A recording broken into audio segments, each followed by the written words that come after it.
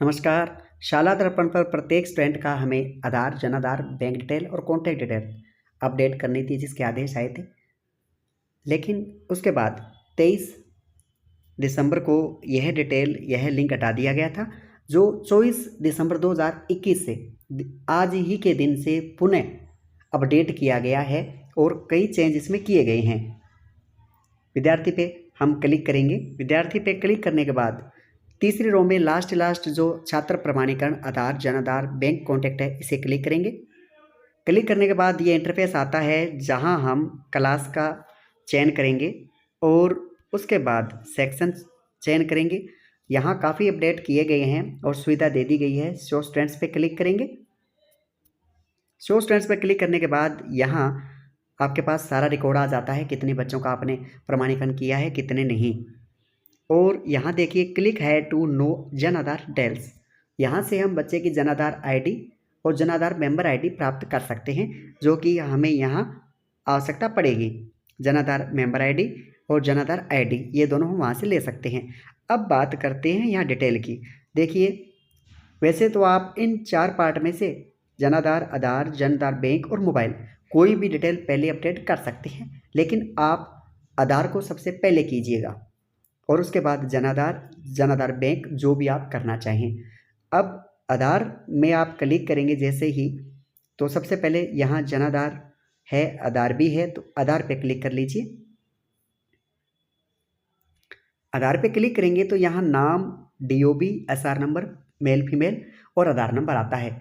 तो देखिए, जो आपके आधार में है, अगर वही शाला दर्पण पे है तो ये वेरीफाई होगा, अन्यथा आपको अपना आधार अपडेट करवाना है शाला दर्पण रिकॉर्ड के अनुसार। सेव एंड ऑथेंटिकेट आधार करेंगे तो ये यहाँ सक्सेसफुली हो जाएगा। कोई गड़बड़ है तो ये फेल्ड हो जाएगा। देखिए, ये फेल्ड हो गया है क्योंकि शाला दर्पण पर डेट ऑफ बर्थ और नाम अलग है, जबकि आधार कार्ड में अलग। क्लोज करेंगे। आपके जन आधार की, इसको भी हम क्लिक करेंगे। देखिए, यहाँ नाम, DOB, male female, Jan Aadhaar ID और जन आधार मेंबर आईडी हमने पहले से फिल कर दी है। अथेंटिकेट नहीं होगा ये भी, क्योंकि डाटा मिसमैच है। तो ये मिलान आपको करना है आपके जन आधार में। जैसे आधार है वैसे ही सारी सूचनाएं जन आधार में भी अपडेट होना आवश्यक है। उसके बाद क्लोज करेंगे और उसके बाद बारी आती है जन आधार बैंक की। अगर कोई जन आधार में बैंक डिटेल है तो यहाँ से हो जाती है ऑलरेडी और आप इसे यहाँ डिटेल दे सकते हैं, अन्यथा यहाँ आप IFSC कोड दे रखे हैं। नई detail save other bank information पे क्लिक करके ये डिटेल आप यहाँ वेरीफाई कर सकते हैं और नीचे क्लोज।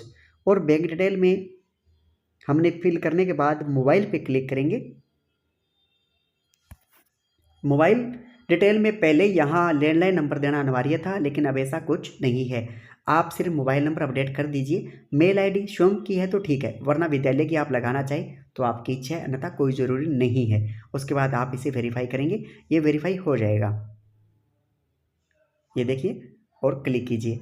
अब आप अगर इस डिटेल में कोई त्रुटि है तो आप रिमूव ऑथेंटिकेट यानी कट के निशान पे कट कीजिए और आप दोबारा इसे कर सकते हैं। यहाँ हमने किसी बच्चे का कर भी दिया है, पूरी डिटेल यहाँ आपके सामने है। ऑथेंटिकेट हो गया है। देखिए, यहाँ पूरी डिटेल आधार कार्ड के अकॉर्डिंग ही है, तो सारी डिटेल यहाँ वेरीफाई हो गई है। इस प्रकार आप इसे वेरीफाई कर सकते हैं 1 बाय 1 कोई भी डिटेल, लेकिन आधार को सबसे पहले कीजिएगा, आपके लिए सुविधा रहेगी। तो इस प्रकार काफ़ी अपडेट इसमें किए गए हैं, नए चेंज किए गए हैं, ताकि आपको कोई परेशानी ना हो। अब देखिए, आधार, जन आधार काफ़ी बच्चों के मिसमैच हैं और उनमें दिक्कत भी आ रही है। भी इतने सारे बच्चों के बैंक अकाउंट्स हैं और आधार अपडेट करवाना है, तो आप सबसे पहले बच्चे का आधार अपडेट करवाएं शाला दर्पण के अकॉर्डिंग। शाला दर्पण रिकॉर्ड है आपके पास, और आप प्रत्येक डिटेल को 1 बाय 1 पहले आधार, फिर जन आधार, फिर बैंक डिटेल, इस प्रकार आपको खाते खुलाने हैं। फिर भी कोई समस्या आती है तो आप SMS करें। धन्यवाद।